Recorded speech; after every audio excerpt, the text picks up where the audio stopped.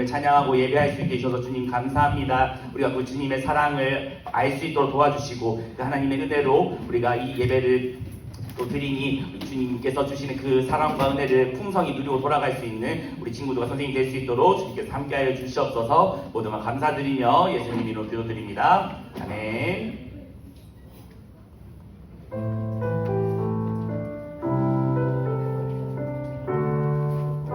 오소서 오소서 주님 나의 마음을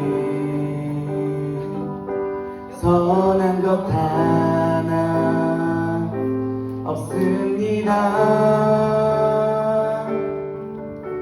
그러나 내 모든 것 주께 드립니다.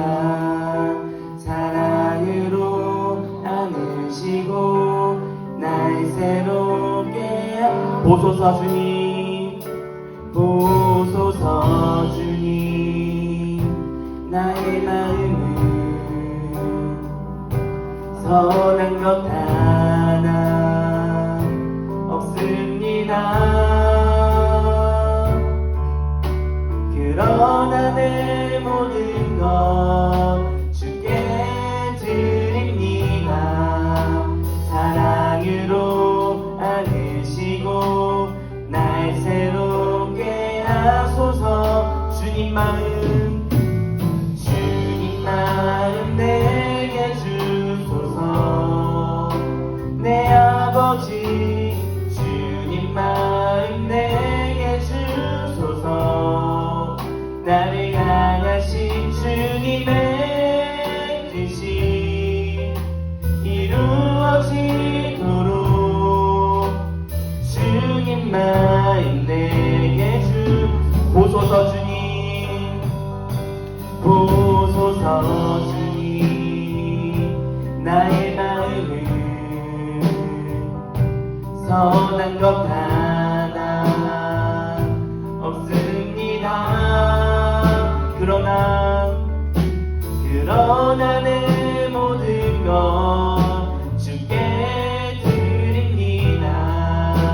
사랑으로 안으시고 날 새롭게 하소서.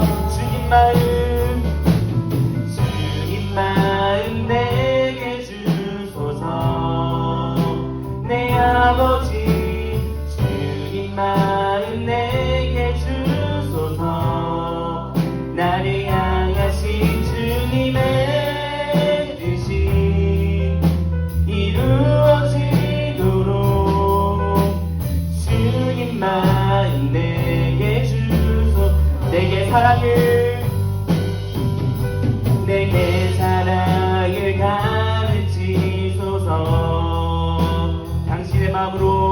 당신의 마음으로 용서하게 하소서. 주의 성령 내게 채우사 주의 길 가게 하소서. 주님 당신 마음 주소서. 주의 성령 내게 채우사 주의 길 가게 하소서. 주님 당신 마음 주소서. 주님 마음 내게 주소서. 내 아버지 주님 마음 내게 주소서. 나를 향하신 주님의 뜻이 이루어지도록 주님 마음 우리 마지막으로 주님 마음 내게 주소서. 내 아버지 주님 마음 내게 주소서. 나를 향하신 주님의 뜻이 이루어지도록 주님 마음 내게 주소서. 아멘.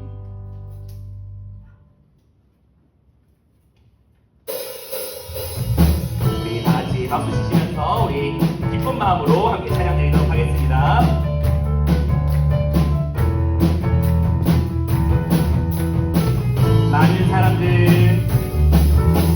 많은 사람들 참는 진리를 모른 채 주님 곁을 떠나갔지만 내가 만난 주님은 참 사랑이었고 진리고 소망이었소. 난 예수가 좋다오. 오, 난 예수가 좋다오.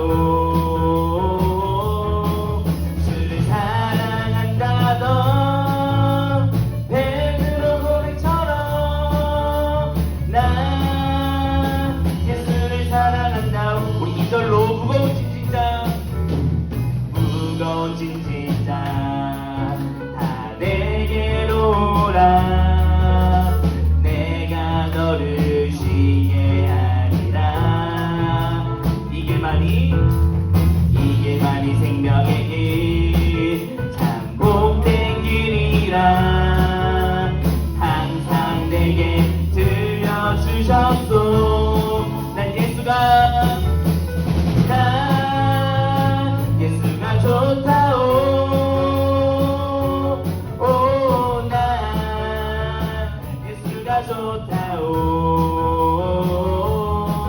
주를 사랑한다던 베드로 고백처럼 난 예수를 사랑한 3절로 형제자매여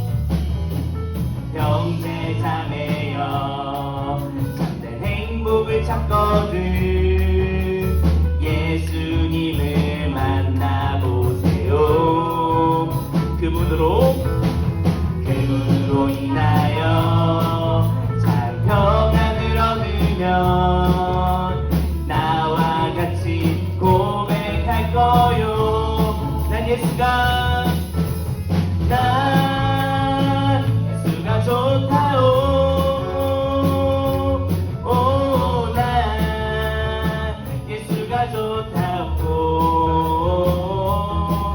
주를 사랑한다던 베드로 고백처럼 난 예수를 다시 한번 난 예수가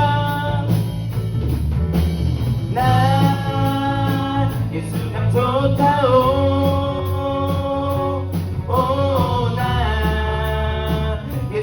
좋다오. 주를 사랑한다던 베드로 고백처럼 난 예수를 사랑한다오. 이 고백이 우리 친구들 고백되길 소망합니다.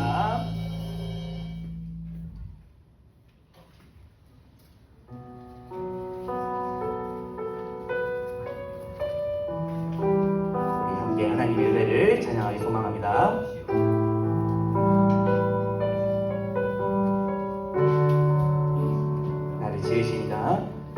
나를 지으시니가 하나님 나를 부르시니가 하나님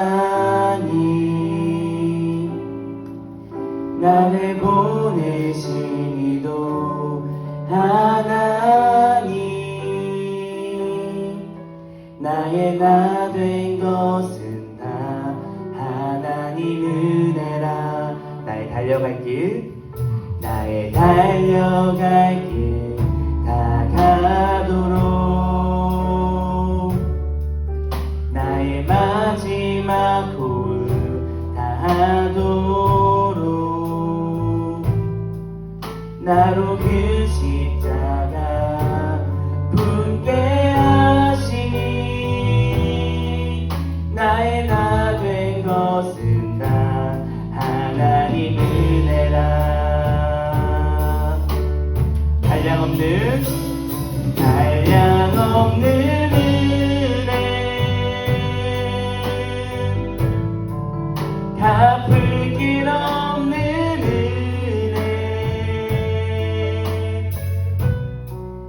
내 삶을 애워싸는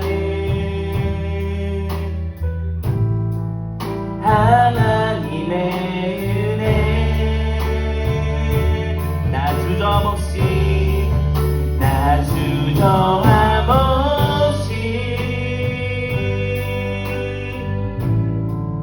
그 땅을 밟음도 나를 붙드시는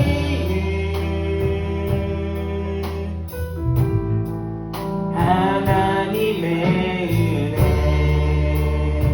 나를 지으시니가 나를 지으시니가 하나님 나를 부르시니가 나를 부르시니가 하나님 나를 보내시니도 나를 보내시니도 하나님 나의 나 된 것은 다 하나님 은혜라 나의 달려갈 길 나의 달려갈 길 다 가도록 나의 마지막 호흡 나의 마지막 호흡 다 하도록 나로 그 십자가 분배하시니 나의 나 된 것은 다 하나님 은혜라 한량없는 은혜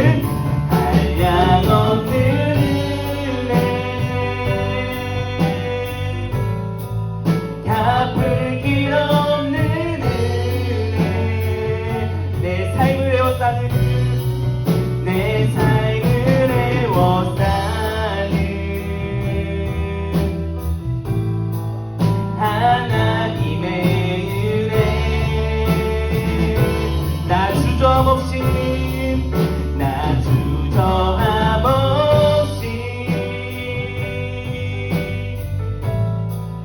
그 땅을 밟음도 나를 붙드시는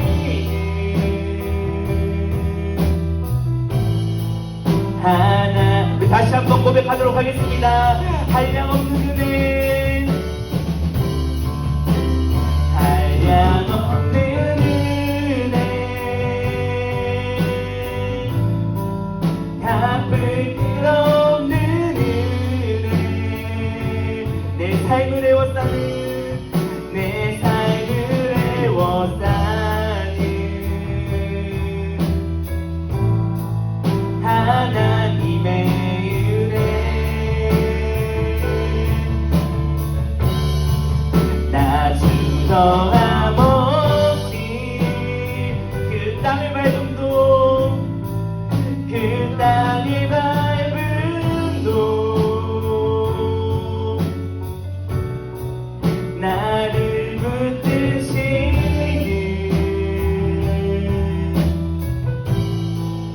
하나님의 은혜 이 시간 예배를 기도하는 마음으로 함께 준비하며 나아가도록 하겠습니다.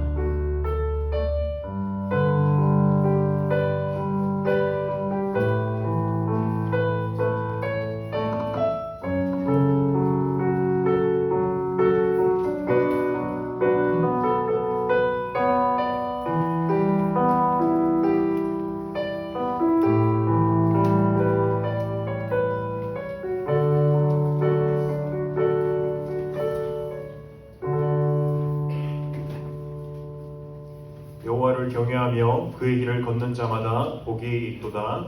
아멘. 사도신경으로 신앙 고백하겠습니다.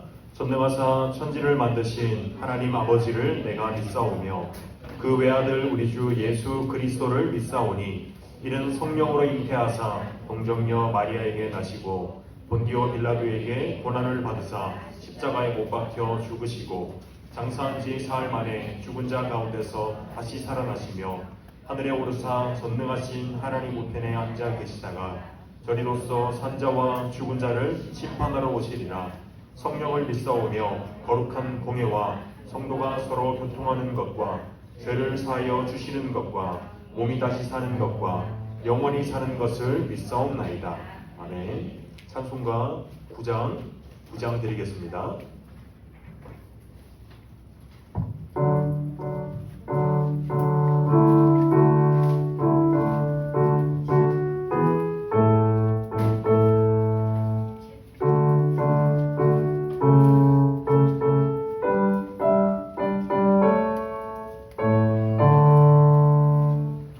하늘에 가득 찬 영광의 하나님, 온 땅에 충만한 존귀하신 하나님, 생명과 빛으로 지혜와 권능으로 언제나 우리를 지키시는 하나님, 성부와 성자와 성령 삼위의 하나님, 우리 예배를 받아주시옵소서. 사랑이 넘치는 자비하신 하나님, 은혜가 풍성한 구원의 하나님, 자매의 심령에 평안을 주시옵고 죄악과 허물을 용서하여 주소서. 찬송과 영광과 생명 구원의 하나님, 우리 예배를 받아주시옵소서. 연약한 심령을 굳게 세워주시고 우둔한 마음을 지혜롭게 하시고 주의 뜻 받들어 참되게 살아가며 주 말씀 따라서 용감하게 하소서. 권능과 지혜와 사랑, 은혜의 하나님, 우리 예배를 받아주시옵소서. 주 앞에 나올 때 우리 마음 기쁘고 그 말씀 입으려 새 희망이 솟는다. 고난도 슬픔도 이기게 하시옵고 영원에 이끌어 살아가게 하소서. 우리의 자랑과 기쁨, 생명의 하나님, 우리 예배를 받아주시옵소서.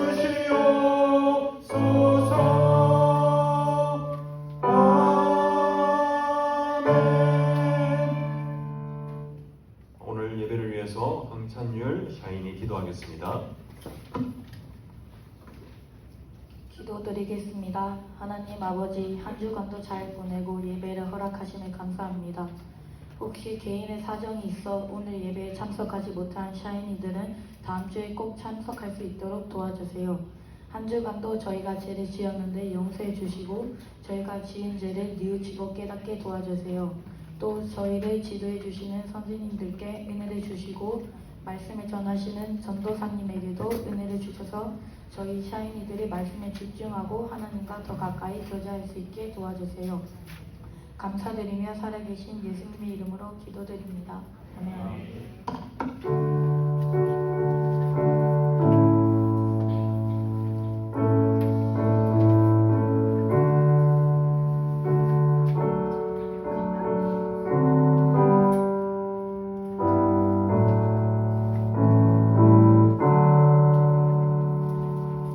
소요리 문답 시간입니다. 오늘 함께 나눌 소요리 문답은 99문입니다.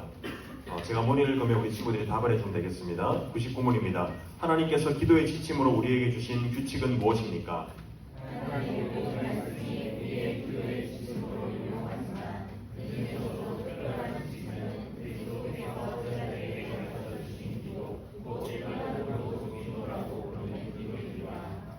지난주 98문에서는 이제 기도에 대해서 나눴습니다. 우리가 기도를 할 때 어떻게 기도해야 되냐에 대해서 나눴습니다. 우리의 소원을 아뢰되 특별히 하나님의 말씀과 그 뜻에 근거하여서 우리가 합당하게 기도해야 된다라고 했었습니다. 그렇다면 우리가 모든 그 기도의 지침으로 우리에게 주신 규칙 그리고 우리가 어떻게 기도해야 되냐를 얘기할 때 오늘 99문에서 우리의 기도의 방법에 대해서 어떻게 보면 이야기하는 것 같습니다. 하나님의 모든 말씀 우리의 그들의 지침으로 유용하다. 우리가 이 말씀을 보면서 이 말씀을 근거해서 기도할 수 있다. 그러나 그 중에서 특별히 우리에게 유익한 기도의 지침은 무엇이냐면 바로 예수님께서 우리에게 가르쳐주신 주기도문이다라는 것입니다. 주기도문에는 이제 우리의 신앙 고백과 더불어 우리가 무엇을 믿어야 하는지, 우리가 무엇을 믿고 있는지, 앞으로 무엇을 믿어야 되는지 이런 부분들이 다 담겨 있습니다. 그래서 여러분들이 기도하기 어려울 때 특별히 주기도문을 우리가 기도하면서 우리가 우리의 뜻을 하나님께 간구했으면 좋겠습니다. 그래서 이제 99문부터 주기도문 그리고 다음 주부터는 이제 주기도문의 항목들을 이제 살펴보면서 함께 나아가도록 하겠습니다. 우리 이 시간 헌금 찬송 부르면서 하나님께 예물 올려드리도록 하겠습니다.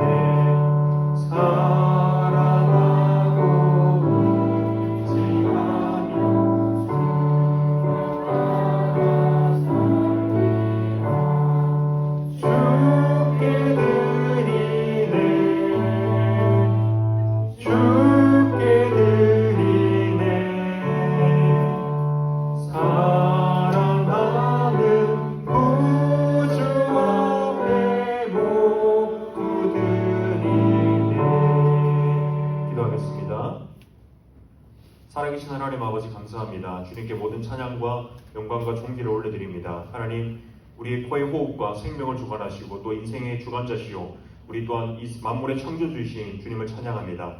하나님 아버지 우리 인생에 오늘도 우리의 생명을 주시고 또한 이 아침 주님을 예배하는 이 자리로 나아올 수 있게 하신 하나님 은혜 감사합니다. 하나님 우리의 감사의 마음을 또한 주님을 향한 신앙의 고백을 담아 주님께 예물을 올려드립니다. 하나님 예물이 사용되는 곳에 하나님 나라와 그 영광과 또한 우리 아이들의 신앙의 성장과 성숙함에 있어서 이 어릴 적부터 예수님을 우리의 구주요 그리스도시요 우리의 인생의 목적 되시는 참된 목적 되시는 분이시라는 것을 알고 믿고 깨달을 수 있는 우리 친구들 될 수 있도록 은혜를 베풀어 주시옵소서.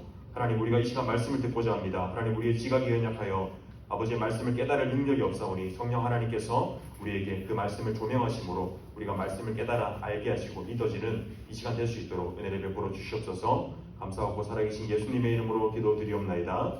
아멘.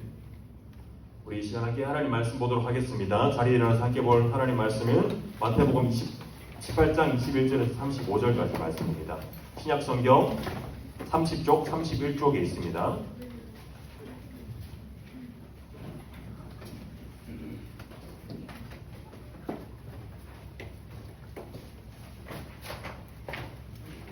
(21절부터) (35절까지입니다) 신약성경 30쪽 31쪽입니다. 오늘은 저와 여러분들이 한 절씩 교독하도록 하겠습니다. 제가 먼저 읽겠습니다. 그때 베드로가 나와 이르되 주여 형제가 내게 죄를 범하면 몇 번이나 용서하여 주리이까 7번까지 하오리이까.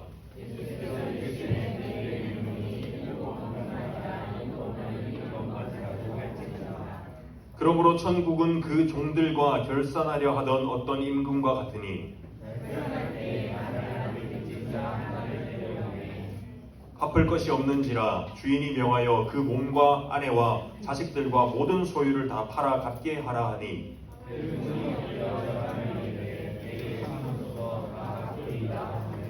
그 종의 주인이 불쌍히 여겨 놓아 보내며 그 빛을 탕감하여 주었더니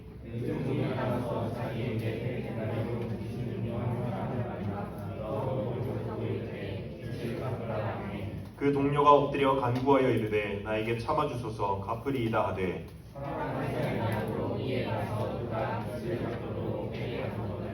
그 동료들이 그것을 보고 몹시 딱하게 여겨 주인에게 가서 그 일을 다 알리니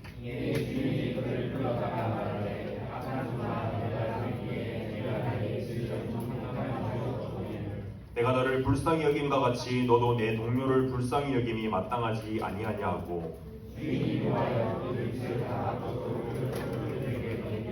함께 읽겠습니다. 너희가 각각 마음으로부터 형제를 용서하지 아니하면 나의 하늘 아버지께서도 너희에게 이와 같이 하시리라. 아멘. 자리에 앉겠습니다.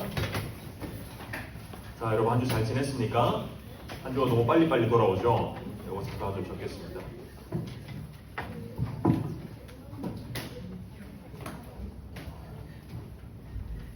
자, 여러분 우리 오늘 정말 오랜만이죠. 역사랑 한번 인사합시다. 니치 있으라. 니치 있으라. 제가 매주 인사한다는 게 까먹었습니다. 오늘 우리 찬율이 기도를 듣고 샤이니가 한 5번 정도 나오길래 제가 기억이 나서 인사했습니다. 여러분 한 주 잘 지냈죠? 한 주가 너무 빨리빨리 돌아온다고 그죠? 선생님 빨리 보니까 반갑죠 여러분? 예, 감사합니다. 우리 선생님들만 예라고 해주셔서 감사합니다. 자, 여러분 오늘은 우리가 말씀을 보기 전에 여러분 먼저 여러분 우리가 지난번에 한번 얘기했는데 여러분 우리가 동화나 혹은 드라마나 영화나 이런 것에 자주 쓰이는 주제가 있다고 했어요. 여러분 뭐라고 혹시 기억나나요? 로맨스. 어떤 거요? 그러니까 어떤 내용들을 주로 담고 있는데 주로 여러분 권선징악이나 혹은 인과응보 여러분 무슨 말인지 알아요? 알아요? 무슨 뜻인가요? 인과응을 권하는데 그런 뜻이 아니라 여러분 권선징악은 뭐죠? 선을 권하는 것이고 악을 징벌한다는 뜻입니다. 그리고 여러분 인과응보는 뭐죠? 그 자신이 행한 악이나 죄에 대해서 벌을 받는다라는 뜻입니다. 쉽게 말해서 여러분 우리가 드라마나 영화를 보면 이런 주제가 대부분이죠. 여러분 갑자기 떠오르는 영화가 있는데 범죄도시 여러분 볼 수 없죠 나이가 그렇죠? 어쨌든 그런 영화를 보면 주로 이제 악당들이 등장해서 이렇게 하다가 이제 선에 의해서 처단당하는 그런 내용들이 대부분입니다. 자 여러분 그렇다면 성경도 여러분 하나의 이야기의 흐름이라고 본다면 여러분 성경은 인과응보나 권선징악의 이야기를 담고 있을까요? 자 여러분 우리가 한번 생각해 봅시다. 성경에 인물들이 많잖아요. 그 중에서 여러분 출애굽할 때 모세를 가로막았던 왕 이름이 뭐였을까요? 모세를 가로막았던 왕 애굽의 왕 아니요 가로막이 아니라 바로 왕입니다. 바로 왕. 여러분 바로 왕은 어떻게 됐을까요? 죽었죠. 여러분 이스라엘을 억압하고 핍박하여서 하나님의 말씀에 불순종하다가 결국 홍해에 그 군대와 함께 전멸당했습니다. 여러분 그리고 또 보세요. 사울 왕이 있어요. 사울 왕은 하나님의 말씀을 불순종하고 그리고 질투하고 다윗을 죽이려고 하는 그런 일들을 벌여서 결말이 어떻게 됐나요? 길보아 전투에서 스스로 목숨을 끊었습니다. 끔찍한 최후를 맞이했죠. 여러분 그리고 또 이제 신약 성경으로 넘어가면 초대교회에 아나니아와 삽비라라는 인물이 있었습니다. 이 두 사람이 이제 초대교회가 모일 때 각각 헌금을 하는데 자신의 것을 숨기고 냈어요. 그것을 보고 성경은 이제 성령을 속였다고 하는데 이 사람들은 어떻게 되냐면 그 자리에서 즉시 심판받아 죽었습니다. 여러분 이까지의 내용만 보면 어때요? 성경 이야기가 악한 사람은 벌을 받는다 라는 것이 우리가 성경 이야기입니다. 자 그렇다면 생각해보세요. 자 여기서 나는 죄를 짓지 않았다라는 사람이 있어요? 단 한 번도 난 죄를 짓지 않았다. 그럼 여러분 우리가 여기서 성경에서 말한 것처럼 다 처벌을 받아야겠죠. 그러나 여러분 우리가 성경을 조금만 더 보면 어떤 사람이냐면 여러분 야곱의 아들이 중에 야곱에게 제일 사랑받았던 아들이 누구일까요 여러분? 베드로 말고요. 요셉입니다. 요셉. 기억나죠? 이제 채색 옷을 입혀주고 하는 그 요셉이 어떻게 됐죠? 형들한테 팔려서 형들이 구덩이에 놓고 질투해서 그리고 상인에게 팔아서 이방 나라로 팔려갔죠. 근데 여러분 그렇다면 이 요셉의 형들은 악인이라고 볼 수 있겠죠. 동생을 팔아넘겼으니까 죽였다는 것입니다. 근데 이 형들은 나중에 요셉에게 용서받고 그 가뭄이 있을 때 애굽으로 들어와서 풍요롭게 살 수 있었습니다. 여러분 그리고 다윗을 보세요. 다윗을 보면 여러분 다윗 또한 자신이 그 하나님께 범죄하고 또한 그 우리아의 아내 이름이 뭐였죠? 제 기억이 안 나요. 네. 네, 맞습니다. 밧세바를 이제 뺏었죠. 여러분 그래서 우리아를 죽게 만들었습니다. 그렇다면 여러분 다윗은 처벌을 받아야 되겠죠. 그 자리에서 죽어야 마땅한데 하나님께서는 다윗을 용서하시고 자비로 베푸셨습니다. 그리고 다윗을 가장 충성스러운 종이라고 여겼습니다. 여러분 성경의 이야기는 이것만 보면 여러분 꼭 누군가는 잘못을 했을 때 다 벌을 받는 건 아닌 것 같아요. 그렇죠 여러분? 어떤 사람은 벌을 받고 또 어떤 사람은 우리가 생각하는 그러한 죽음 같은 벌을 받지 않는 것 같습니다, 여러분. 여러분 그렇다면 성경에서는요 누군가가 다른 사람이 잘못을 했을 때 우리가 어떻게 해라고 이야기하는지 오늘 한번 살펴봤으면 좋겠습니다. 먼저 여러분 출애굽기 21장 23절에서 25절 말씀 보면 이런 말씀이 있습니다. 여러분 구약에는 동해보복법이라는 게 있습니다. 동해보복법. 그게 뭐냐면 잘 보이나요, 여러분? 내가 해를 받으면 똑같은 해로 돌려줘야 된다. 그러니까 그런 법이 있습니다. 여러분 이것을 뭐냐면 쉽게 말해서 눈이라는 거 들어봤어요, 여러분? 눈에는 눈으로, 이에는 이로. 그러니까 눈을 상하게 하면 나도 눈을 똑같이 상하게 하고 이러한 법이 있다는 것입니다. 누군가 여러분 내게 피해를 입혔어요. 예를 들어서 한 대 톡 때렸어요, 옆 사람을. 때리지 마세요. 옆 사람 톡 때렸어요. 그럼 옆 사람 어떻게 해야 돼요? 똑같이 한 대 때려줘야 되는 거예요. 똑같이 한 대 때려주는 그에 상응하는 대가를 치러야 한다는 것입니다. 이것을 볼 때 여러분 내가 당한 만큼 복수하는 것이 성경적이고 라고 생각할 수 있으나 여러분 그렇지 않다는 것입니다. 여러분 우리가 생각해보세요. 내가 열받았어요. 막 분노가 끓어오르고 있어요. 근데 여러분 이거를 내가 굉장히 멘탈이 엄청나게 강한 사람이라서 분노가 막 끓어오르면 분노를 억제해야지 휘모 몇 번 하면 분노가 가라앉나요? 아니죠. 휘모 몇 번 하다가 생각해보니 또 열받네 이렇게 되죠 여러분. 분노는 여러분 쉽게 가라앉히기 쉽지 않다는 것입니다. 그래서 여러분 우리가 이것을 억누르면 화병이 됩니다. 그리고 우리가 이 분노를 표출하면 뭐가 되죠? 걷잡을 수 없이 커지는 겁니다. 싸움이 나는 거죠. 그래서 여러분 우리가 분노의 이 적정선을 찾기가 참 어려워요. 만약 누군가 여러분 내게 피해를 입혀서 내가 똑같이 돌려줬어요. 누가 나를 한 대 때려서 나 똑같이 한 대 때렸어요. 그렇다면 여러분 내 분노가 가라앉을까요? 동일하니 우리 이제 서로 화해하고 분노를 가라앉히자라고 될까요? 아니죠 여러분. 누가 나를 한 대 때려서 나도 한 대 때렸어요. 그럼 어떻게 하죠? 그 사람 2대 때리죠.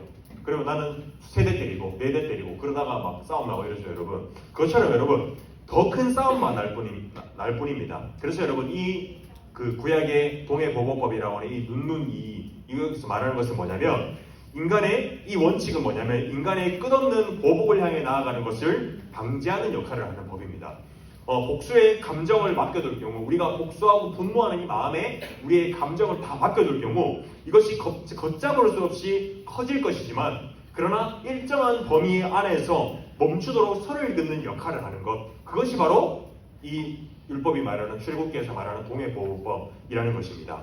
이것은 여러분 과도한 보복을 금지하는 것이고 하나님의 공의를 실현하기 위한 법입니다. 그러니 여러분 이 율법은요 복수한 만큼 돌려줘라 라는 것이 목적이 아니라 이 목적은 뭐냐면 분노가 죄로 번지는 것을 억제하고 그리고 누군가를 적절히 제어할 줄 알고 그리고 사랑하고 용서를 실천할 수 있는 기회를 주는 것 그것이 바로 이 법의 참된 목적이라는 것입니다. 그렇다면 여러분 신약에 와서는 예수님께서 이 말씀을 다시 하십니다. 뭐라고 하시냐면 5장 38절에서 41절 말씀 보면 이렇게 말씀합니다. 또 눈은 눈으로 이는 이로 갚으라 하였다는 것을 너희가 들었으나 구약의 율법을 말하는 겁니다. 나는 너희에게 이르노니 악한 자를 대적하지 말라. 누구든지 내 오른편 뺨을 찍어도 왼편도 돌려대며. 여러분 유명한 말씀이죠. 여러분 잘 아는 말씀이죠. 내가 오른편 뺨을 맞으면 어떻게 해라? 왼뺨도 이렇게 돌려대라. 같이 맞을 수 있도록 라는 말씀인데 여러분 예수님께서 그렇다면 여러분 생각해 보세요. 구약의 이 말씀을 예수님께서 부정하시는 걸까요? 아, 구약의 말씀은 틀렸어 라고 하시는 걸까요? 예수님이? 여러분, 그렇지 않겠죠? 예수님은 하나님의 본체시고 하나님과 동등하신 분입니다. 3위 하나님의 2위 하나님이신데 말씀 그 자체이신 예수님께서 말씀을 부정하실 수가 있을까요? 없습니다. 이 말씀의 의미는 뭐냐면 이 율법의 참된 의미, 본질적 정신을 밝히기 위한 것입니다.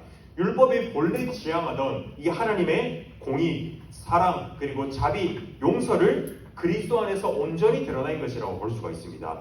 여러분, 어떤 책이 여러분 우리가 책을 읽어요. 책이 엄청 두꺼워요. 엄청 두꺼운 서적을 읽는다 치면 여러분 그 책에는 우리가 그 책이 참 베스트셀러에 올라가고 좋은 책이다라고 평가를 받으려면 무엇이 있어야 되냐면 여러분 책에는 통일성이 있어야 됩니다. 시작부터 끝까지 하나의 주제를 연결고리로 쭉 이어가야 되는 통일성이 있어야 됩니다. 여러분 아주 두꺼운 책이 있어요. 근데 서로 다 다른 주제 그리고 서로 하고 싶은 이야기 만나면 그 책이 신뢰를 받을 수 있을까요? 그렇지 못하다는 것입니다. 성경은 여러분 아주 오랜 역사 동안 쓰여졌습니다. 몇천 년 동안 쓰여지면서 40여 명 이상의 저자들에게 쓰여지면서 그럼에도 하나의 통일성을 띠고 있습니다. 구약에 계시된 이 율법을 통하여서 하나님에 대해서 점점 더 계시가 풍부해지고 깊어지면서 이제는 분명히 알아지는 것, 그것이 바로 성경이 통일성 있게 얘기하는 것입니다. 그래서 여러분 성경이 분명히 통일성이 있다면 구약에서 말하는 구약에서 오랜 시간 동안 오랜 시간 전에 이야기했던 이 율법이 동일하게 우리 시대에 와서도 똑같은 이야기를 해야 된다는 것입니다. 그렇기 때문에 구약의 이 동해복음 얘기한 것, 하나님의 공의와 자비와 사랑을 실천할 수 있는 그 법이 이 신약 시대에 와서는 더욱더 풍성하고 은혜롭게 우리에게 알려준다는 것입니다. 그것은 예수님께서 이 말씀을 통해서 말씀하신 것과 같이 우리가 남을 대할 때 사랑하고 용서하고 자비를 실천해라 라는 것으로 드러나야 된다는 것입니다.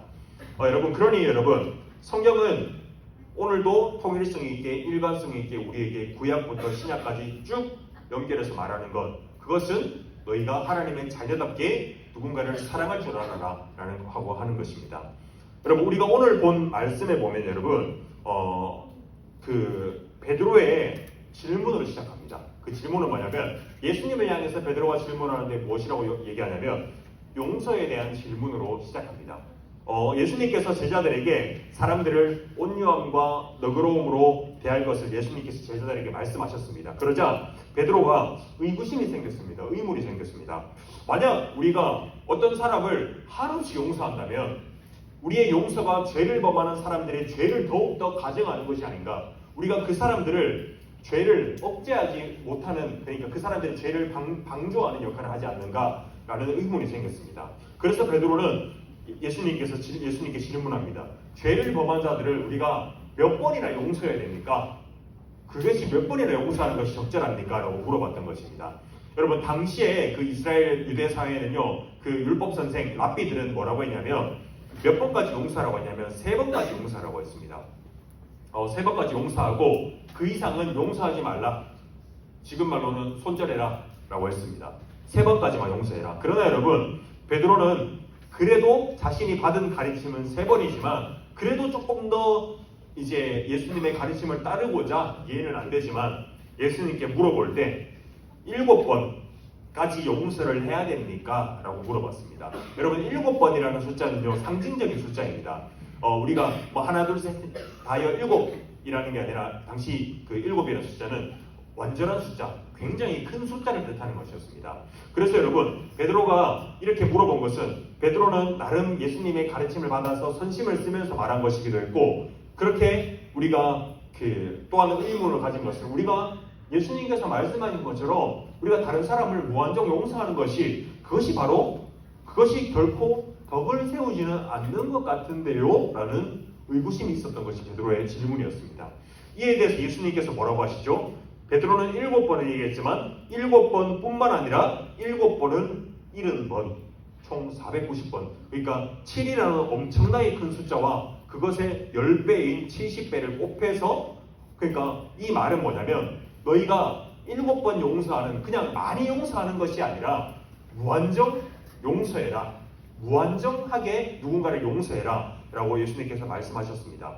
여러분 이것이 이치와 상식에 맞는 이야기일까요? 여러분, 예수님께서는요, 이에 대해서 이어서 임금, 곧 주인과 종의 이야기를 비유로 두셨습니다. 23절에서 24절의 말씀 보면 우리 이런 말씀으로 시작합니다. 여러분 한 목소리를 읽어보도록 하겠습니다. 시작. 그러므로 천국은 그 종들과 결산하려 하던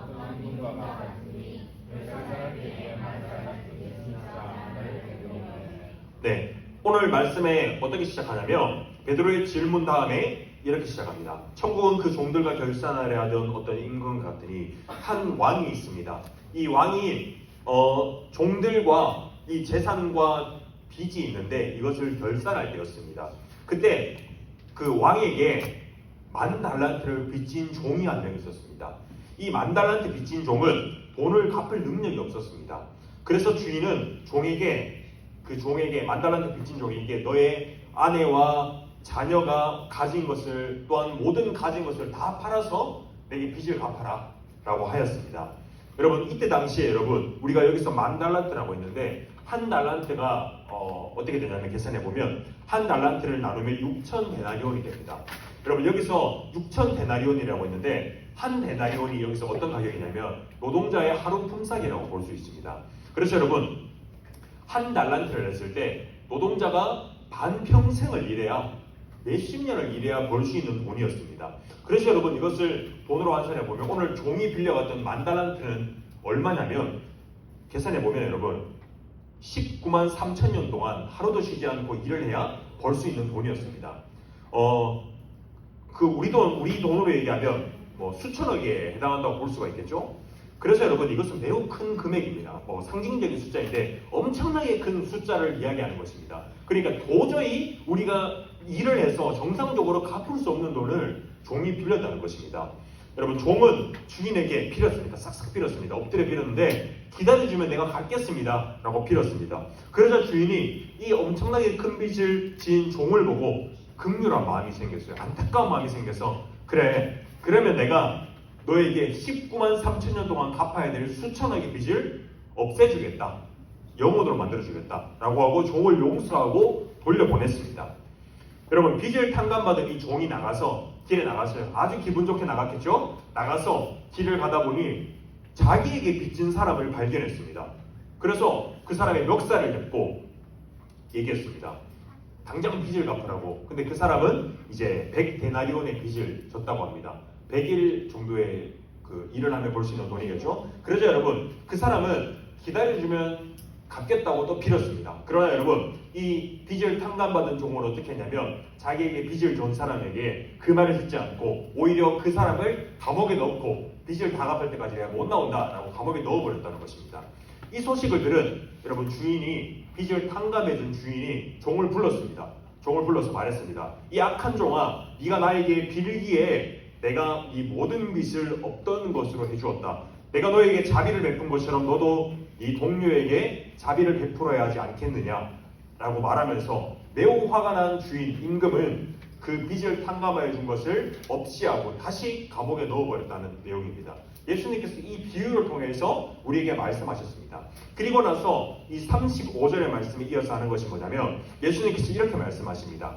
너희가 각각 마음으로부터 형제를 용서하지 아니하면 나의 하늘 아버지께서도 너희에게 이와 같이 하시리라. 여러분 예수님께서는요 이 비유를 통해서 우리에게 무엇을 말씀하고 싶으시냐면 용서에 대한 원리를 말씀하시는 것입니다. 그것은 여러분 우리가 다른 사람을 용서하지 않으면 우리에게 하나님께서도 우리를 용서하지 않겠다고 하시는 것입니다. 여러분 주기도문에서도 이런 것을 엿볼 수가 있습니다. 우리에게 죄 지은 자를 사하여 준 것 같이 우리의 죄를 사하여 주옵시고 라는 말씀에서도 이와 같은 원리와 사상을 볼 수가 있습니다. 여러분 이것은요 인간이 누군가를 용서하는 것이 아니라 용서했을 때 우리가 누군가를 용서해야만 내가 하나님의 죄 용서함을 받을 수 있어 라는 것은 아닙니다. 그것은 아니라 우리가 그 하나님의 용서를 받을 수 있는 조건은 무조건 예수님의 그 공로에 기초한 하나님의 무조건적인 행위이죠. 그러나 여러분 사람은 이 말씀의 뜻은 뭐냐면 사람은 자신에게 잘못한 사람을 용서할 때 그때 하나님께서도 나의 죄를 용서했다는 것을 더 깊이 풍성히 무한히 깨닫게 된다는 그 용서의 의미를 우리에게 깨닫게 한다는 것입니다. 여러분 하나님께서 이 비유를 통해서 알 수 있는 것은 하나님께서 우리를 대하실 때 우리를 궁지에 막 몰아넣어서 우리가 용서를 구할 때까지 너를 엄하게 대할 것이다, 너를 감옥에 넣어버릴 것이다 라고 하는 말씀하는 것이 아니라 우리가 생각할 수 없을 만큼 그 하나님의 선하심과 사랑으로 우리를 대하시는 것, 그것이 하나님께서 이 말씀을 통해서 말씀하는 것입니다. 여러분, 하나님께서 법대로 우리에게 하셨다면, 하나님의 뜻대로 우리에게 하셨다면 우리 또한 1만 달란트 빚진 종과 같이 우리가 하나님의 긍휼과 자비로 대하지 않았다면 우리 또한 용서받을 수 없는 죄인이었을 것입니다. 왜냐하면 여러분, 우리는 전인격이 타락하고 부패한 죄인이기 때문에 우리는 도저히 하나님의 무한한 사랑과 용서가 없이는 죄 용서를 받을 수가 없는 존재이기 때문입니다. 그러나 여러분, 하나님께서는요, 만 달란트를 빚진 자를 불쌍히 여겨서 그에게 자비를 베푸신 것 같이, 그의 빚을 없게 하신 것 같이 우리 또한 자유인의 신분으로 만들어 주셨다는 것입니다. 이것이 여러분, 하나님께서 사람을 대하시는 사랑과 용서의 방법이었습니다. 이 방법은 아들 예수님에게 대신 죄책을 물리시고 죽게 하심으로 우리의 빚을 갚게 하신 것입니다. 그러나 여러분, 사람은 참 연약하고 부패한 존재라서 우리의 부패한 지갑과 본성으로 우리가 하나님께 얼마나 큰 용서를 받았다는 것을 우리가 잊어버리고 남을 정죄하고 판단하고 용서하지 못하는 것이 우리의 본 모습입니다. 우리가 탕감받은 빚이 평생 동안 우리가 수고하고 땀 흘려도 갚지 못할 것인데, 그에 비하면 우리를 향한 이 아주 적은 이 다른 사람의 빚이나 책임도 우리는 용서하지 못하는 것이 우리의 모습이라는 것입니다. 여러분, 하나님께서는요, 먼저 죄 용서받은 자들에게 너희가 나의 용서를 받았다면 너희 또한 다른 사람을 용서하는 것이 사랑과 자비를 보이는 나의 방식이다 라고 말씀하는 것입니다. 여러분, 성경에 많은 구절에서 용서에 대해서 이야기하고 있습니다. 마태복음 5장 44절에 보면 우리 이런 말씀이 있습니다. 우리 화면 보고 한 목소리를 읽어보도록 하겠습니다. 시작. 나는 너희에게 이르노니 너희 원수를 사랑하며. 아멘. 자, 여러분, 여기서 말씀하는 것은 우리를 괴롭히는 원수를 적대하고 싸워서 이기라 라는 것이 아니라 우리를 적대하고 괴롭히는 사람을 향해서 오히려 사랑하고 기도하라 라고 말씀하십니다. 이것은 예수님께서 십자가에서 자신을 저주하는 사람들을 향해서 아버지, 저들의 죄를 용서하소서, 저들은 아무것도 모릅니다 라고 말씀하셨던 것 같은 자비를 베풀라는 것입니다. 여러분, 그리고 또한 로마서의 말씀에도 이런 말씀이 있습니다. 우리 이것도 같이 읽어보도록 하겠습니다. 시작. 내 사랑하는 자들아, 너희가 친히 원수를 갚지 말고 하나님의 진노하심에 맡기라. 기록되었으되 원수 갚는 것이 내게 있으니 내게 갚으리라고 주께서 말씀하시니라. 내 원수가 줄이거든 먹이고 목마르거든 마시게 하라. 그러므로 내가 숯불을 그 머리에 쌓아놓으리라. 악에게 지지 말고 손으로 악을 이기라. 아멘. 여기서 말씀하는 것은 뭔가요? 하나님의 심판에 맡기라는 것입니다. 성도가 복수하는 일은 하나님께 다 맡기고, 성도가 할 일은 뭐냐면 원수를 사랑하는 일에만 전념하라는 것입니다. 복수하는 것은 하나님만이 하실 수 있다는 것입니다. 도리어 원수를 먹고 마시게 하며 사랑함으로, 여기서 말하는 숯불을 머리에 쌓게 한다. 고깃집 가면 나오는 그 숯불을 말하는 건 아니겠죠? 여러분, 숯불을 머리에 쌓는다는 것은 뭐냐면 우리가 원수를 먹이고 마시게 하는 것이, 원수의 머리에 숯불을 쌓게 한다는 것은 뭐냐면 우리가 그 사람을 향해서, 우리의 원수를 향해서 자비와 은혜와 사랑을 베풀었을 때 그 사람이 도리어 마음의 고통을 느끼고 양심의 가책을 느껴 회개하도록 하는 것을 뜻하는 것입니다. 그리고 여러분, 우리가 누군가를 미워하면 그 사람은 자기의 잘못을 인정하지 않습니다. 돌이키지 않습니다. 그러나 우리가 도리어 원수를 사랑하면 그는 마음의 고통을 느끼며 자기의 잘못을 뉘우치게 될 것이라고 말씀하는 것입니다. 그리고 21절은 이 말씀의 결론입니다. 마지막 말씀은 남에게 피해를 받음으로 자기의 올바른 태도를 잃어버린다면, 악에게 지지 말고 올바른 태도를 잃어버린다면 그 사람은 결코 악에게 진 사람이 된다는 것입니다. 그러니 악을 행한 그 사람을 사랑함으로 우리가 도리어 그를 회개시킨다면 그는 결국 선으로 악을 이긴 그런 사람이 된다는 것입니다. 여러분, 성경에서 용서에 관해서 말씀하는 것은요, 악을 악으로 갚지 말라라고 하는 것으로, 그리고 선으로 악을 이기라라고 말씀하고 있는데, 그리고 우리의 원수, 우리의 억울함을 하나님께 맡기고 우리가 할 일은 누군가를 용서하는 일뿐이다 라고 말씀하는 것입니다. 여러분, 우리가 그렇다면 용서해야 하는 범위가 있을 거 아니에요. 우리가 어디까지 용서해야 될까요? 누군가를 어디까지 용서해야 될까요? 다 용서해야 될까요? 만약 어떤 사람이 여러분 내게 잘못을 했어요. 근데 자기의 잘못을 가리기 위해서 말로만 내가 미안해 라고 한다면 여러분, 우리가 그 사람의 말을 그냥 무조건적으로 믿어줘야 되는 걸까요? 만약 그래야 한다면 여러분, 우리는 뻔히 거짓말인 줄 알면서 당할 수밖에 없다는 것입니다.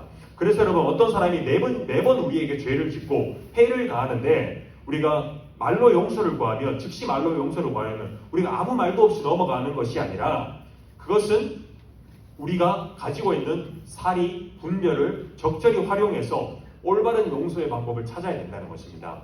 그렇기 때문에 여러분, 우리는 다른 사람을 대할 때 이 용서의 태도를 가지고 우리가 생각해 볼 때 예수님의 이 말씀을 우리가 한번 근거로 생각해 볼 필요가 있습니다. 뱀과 같이 지혜롭고 비둘기같이 순결하라는 말씀을 우리의 예수님의 교훈으로 적용을 해봐야 될 것입니다. 여러분, 뱀같이 지혜롭다는 것은 무엇일까요? 우리가 신중하고 분별력 있게 행동하는 것입니다. 그리고 용서가 분별 없는 수용과 묵인이 아니라는 것을 우리가 또 알아야 됩니다. 우리가 상대방이 반복적으로 나에게 해를 끼치는데 우리가 그것을 관계와 거리를 지혜롭게 조율하는 것, 그것이 바로 뱀같이 지혜롭다는 것입니다. 그리고 또한 비둘기같이 순결하는 것은 무엇일까요? 우리가 마음의 동기가 깨끗하게 누군가를 용서해야 된다는 것입니다. 용서를 진심으로 하나님 앞에서 행하게 될 때, 그리고 보복심 없이 하나님의 긍휼을 받아 누군가를 용서하게 되는 것, 그것이 바로 이 두 가지 용서의 원리를 기억해야 된다는 것입니다. 여러분, 우리가 누군가를 용서하는 것이 참 어렵습니다. 용서하는 것도 어려운데 더욱이나 사랑하는 것은 참 어렵습니다. 그러나 여러분, 하나님께서는요, 우리는 하나님의 신실하심과 선하심을 우리가 믿어야 됩니다. 만약 내게 친구와의 다툼이 생겼어요. 가정에서의 어려움이 생겼어요. 여러분, 그렇다면 우리가 참 내게 이런 어려움과 환경을 주신 하나님을 원망해야 될까요? 여러분, 그것이 아니라 우리는 하나님께서 왜 내게 이 상황을 주셨는지 우리가 고민해 봐야 됩니다. 하나님께서 내게 이런 어려움을 주신 것이 내게 무엇인지, 내게 이런 어려운 마음과 어려운 환경 속에서 내게 무엇을 해야 되는지 하나님께 기도해야 된다는 것입니다. 그래서 여러분, 우리의 이런 환경과 연약함을 통해서 우리가 어떻게 하나님께 더 나아갈 수 있는지 우리가 고민해야 되는 것입니다. 여러분, 하나님께서는요, 결코 자녀를 버려두지 않으시기 때문에 우리는 그 말씀을 믿는다면 우리가 그분을 신뢰함으로, 그리고 이런 어려움과 갈등 속에서 우리가 자녀로서 어떻게 해야 하는지, 그리고 하나님의 선하심을 믿으며 이것을 어떻게 이겨나가야 되는지 먼저 고민해야 된다는 것입니다. 그리고 내게 잠시 어렵고 갈등을 주신 하나님께 기도하며, 하나님 내게 지혜를 주시고 이것을 통해서 내게 말씀하여 주시는 것이 무엇입니까? 라는 고민하는 우리가 되어야 한다는 것입니다. 여러분, 결론을 맺으려고 합니다. 오늘은 여러분, 임금과 1만 달란트 빚진 종의 비유를 통해서 하나님께서 우리에게 베푸신 사랑과 용서, 그리고 그 용서를 받은 사람이 누군가를 용서하지 않을 때, 용서를 행하지 않을 때 하나님의 죄 용서함의 확신이 우리가 거하지 못한다는 것을 나눴습니다. 우리는 평생을 수고하고 무슨 방법을 써도 갚을 수 없는 빚을 졌습니다. 그것이 예수님의 십자가 은혜로 다 갚음을 당하였습니다. 그러나 여러분, 우리는 그 받은 사랑을 금세 잊어버리고 우리 또한 또다시 누군가를 미워하고 용서하지 못하게 됩니다. 하나님은 그런 사람을 향해서 너희가 마음으로 형제를 용서하지 않으면 하나님께서 너희를 향한 용서를 베풀지 않을 것이라고 말씀하십니다. 구원받은 신자는요, 회개와 믿음의 과정에서 우리의 본질적 죄를 깨닫고 우리가 죄 용서함을 받는 것을 깨닫게 됩니다. 회개할 때. 그러나 여러분, 우리의 삶 가운데, 우리가 살아가는 과정 가운데 누군가의 어려움이 생겼을 때, 누군가를 용서하지 못할 그때 우리에게 풍성하고 은혜로운 하나님의 자비와 사랑과 은혜를 깨닫는 것이 어려워진다는 것입니다. 미워하는 사람을 두고, 우리가 마음이 가지 않는 사람을 두고 기도하는 사람이 되기를 바랍니다. 저 사람을 사랑하고 용서할 수 있는 마음을 내게 주십시오 라고 기도할 줄 아는 그러한 자비의 사람이 되길 바랍니다. 그것이 여러분 참 쉽지 않다는 것을 저도 알고 있습니다. 그러나 여러분, 성경이 말씀하는 것은 뭐냐면, 여러분, 성경은 여러분들에게 타협점을 얘기하지 않습니다. 너희가 힘드니 적당히 해라라고 말씀하지 않습니다. 하나님의 말씀은 우리에게 순종을 요구하십니다. 그 순종을 요구하시는데, 그 순종을 요구하시는 그 말씀을 뭐냐면 에베소서 4장 31절에서 5장 1절에 2절의 말씀을 보면 이런 말씀이 있습니다. 모든 악독과 노함과 분냄과 떠드는 것과 비방하는 것을 또한 모든 악의와 함께 버리라. 그리고 친절하고 긍휼히 여기며 용서하기를 하나님이 그리스도 안에서 너희를 용서하신 것 같이 하라 라고 말씀하고 있습니다. 하나님께서 그리스도 안에서 죄인을 불쌍히 여기고 용서하셨던 것 같이 너희도 서로를 불쌍히 여기고 용서하는 존재가 되어라 라고 말씀하시는 것입니다. 그리고 예수님이 우리를 사랑하사 자신을 버리고 십자가에 달려 돌아가신 것 같이 우리도 그 사랑을 본받아 서로 사랑하는 것입니다. 여러분, 우리 삶의 목적이 무엇일까요? 잘 사는 것이 목적일까요? 여러분, 우리가 날마다 그리스도를 본받아 거룩한 하나님의 자녀로 살아가는 것, 그리고 이 땅에서의 잠깐의 영원하지 않은 그 삶에 우리의 목적을 두고 살아가는 것이 아니라 영원한 천국, 영원한 하나님 나라를 바라보면서 날마다 말씀을 따르며 하나님의 자녀로 살아가는 것, 그것이 우리의 참된 목적이라는 것입니다. 그러니 여러분, 우리의 시선을 어디에 두고, 우리의 가치관을 어디에 두고, 우리의 믿음을 어디에 두어야 되겠습니까? 여러분, 우리가 참 용서하기 힘들고 사랑하기 힘들다고 우리가 그것을 내팽겨두고 밀어두는 것이 아니라 마음속으로 참 저 사람을 위해서 기도하고, 특히 나의 마음을 두고 기도하십시오. 하나님, 나에게 사랑을 주시고 용서하는 마음을 주시고 긍휼을 주시옵소서 라고 기도하는 우리가 되어야 됩니다. 사랑하는 중동부 여러분, 서로를 용납하고 받아들이시고 용서하십시오. 예수님께서 여러분을 용서하시기 위하여 대신하여서 십자가에 못 박혀 돌아가신 것 같이 여러분도 다른 사람을 용서하는 자가 되십시오. 여러분 안에 있는 모든 악함과 분냄과 악의를 하나님 앞에 내어드리고 기도해야 됩니다. 주님, 나는 누군가를 사랑하고 용서할 능력이 없는 자이니, 연약한 자이니 날마다 그리스도의 사랑을 나에게 부어주십시오. 그리고 풍성히 누리게 하셔서 오히려 내가 그 사람을 향한 사랑과 자비를 베풀 줄 아는 그러한 하나님의 자녀가 될 수 있게 하여 주시옵소서 라고 기도해야 됩니다. 여러분, 먼저 용납하고 용서하는 자에게 우리가 하나님의 더 큰 은혜와 구원의 복락을 누리게 하실 것입니다. 여러분, 먼저 용서하는 자에게 하나님의 자비와 은혜가 쏟아진다는 것을 여러분 기억하셔야 됩니다. 그리고 여러분, 이런 그리스도의 자비의 마음으로, 사랑의 마음으로 오늘을 살아가는 중동부 친구들 되기를 예수님의 이름으로 소망합니다. 우리 이 시간 잠깐 기도했으면 좋겠습니다. 기도할 때 오늘 말씀을 기억하면서 기도했으면 좋겠습니다. 하나님께서 1만 달란트 빚진 종을 그 빚을 탕감하여 주셨습니다. 그러나 그 종은 자기에게 죄를 지은 그 사람을 용서하지 못하였습니다. 여러분, 우리는 어떠합니까? 우리는 다른 사람을 참으로 용서하고 사랑할 줄 아는 자입니까? 그러기 위해서는 여러분, 우리가 참 용서하는 것이 어렵다는 것을 알고 있습니다. 그렇기 때문에 여러분, 우리는 먼저 그리스도의 사랑을 알아야 됩니다. 여러분, 우리가 예수님의 사랑을 알지 못하고는 우리가 누군가를 사랑하는 것은 불가능하다고 할 수 있습니다. 그렇기 때문에 우리가 이 시간 기도할 때 하나님, 내게 예수 그리스도의 마음을, 예수 그리스도의 사랑을 내게 부어주시옵소서. 그 사랑을 누림으로 말미암아 자비와 사랑과 용서를 실천하는 우리가 될 수 있도록 은혜를 부어 주시옵소서. 우리 이렇게 기도했으면 좋겠습니다. 기도하겠습니다. 하나님 아버지, 오늘도 우리에게 그리스도의 십자가 대속으로 인하여 우리를 그 은혜로, 사랑으로, 주님의 용서로 초청해 주신 하나님 은혜에 참 감사합니다. 하나님 아버지, 우리가 못에 박혀, 하나님 우리가 대신하여 죽을 수밖에 없는 그 존재였음을 우리가 기억합니다. 그러나 주님께서는 우리의 모든 죄를 없다 하시고 하나님 주님의 자비와 사랑으로 하나셨다는 것을 기억합니다. 그러니 하나님, 우리는 또한 이제 누군가를 용서하고 사랑하는 존재로 살아갈 수 있길 원합니다. 용서하는 것이 참 어렵고 사랑하는 것이 참 어렵다는 것을 알고 있습니다.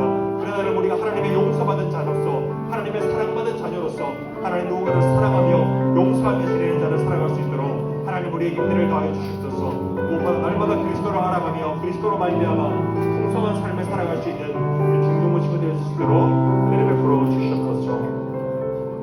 살아계신 하나님 아버지, 오늘 우리 말씀을 통하여 하나님께서 우리를 어떻게 용서하셨고 또한 우리를 어떻게 사랑하셨는지 말씀을 통해 나누었습니다. 하나님 아버지, 주님께서 우리의 그 모든 갚을 수 없는 죄를 용서하셨던 것 같이 우리도 남을 용서하는 자가 되기를 원합니다. 용납하고 사랑하고 품어주고 자비와 은혜와 긍휼을 베푸는 자가 되기를 원합니다. 그러나 주님, 참으로 연약한 우리의 모습을 바라봅니다. 우리가 누군가를 사랑할 수 없고 연약한 자를 품을 수 없는 그런 참 부족하고 못난 존재임을 우리가 고백합니다. 그러니 날마다 그리스도의 사랑으로 우리를 채워주시옵소서. 충만케 하시고 풍부케 하셔서 그리스도의 사랑으로 인하여 이 세상을 향하여 복음의 증인으로서 그 사랑의 증인으로 살아가는 우리들 될 수 있도록 은혜를 베풀어 주시옵소서. 감사하고 살아계신 예수님의 이름으로 기도드리옵나이다. 아멘. 우리 주기도문으로 예배를 폐하도록 하겠습니다. 하늘에 계신 우리 아버지여, 이름이 거룩히 여김을 받으시오며 나라가 임하시오며 뜻이 하늘에서 이루어진 것 같이 땅에서도 이루어지이다. 오늘 우리에게 일용할 양식을 주옵시고 우리가 우리에게 죄 지은 자를 사하여 준 것 같이 우리 죄를 사하여 주옵시고 다만 하나님께서 도옵소서. 그 나라와 권세와 영광의 아버지께 영원히 있사옵나이다. 아멘. 우리 하나님께 영광의 박수 올려드리도록 하겠습니다. 네, 우리 광고하겠습니다. 네, 광고.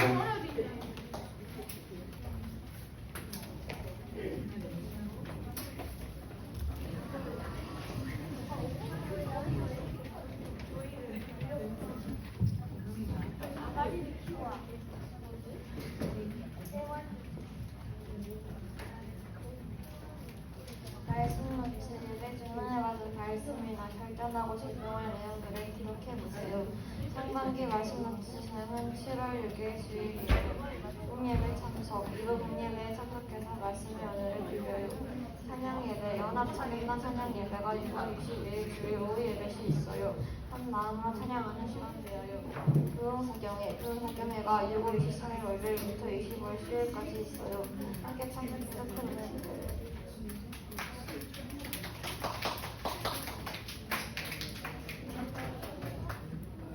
자, 여러분 우리 한별 모임으로 모이겠습니다.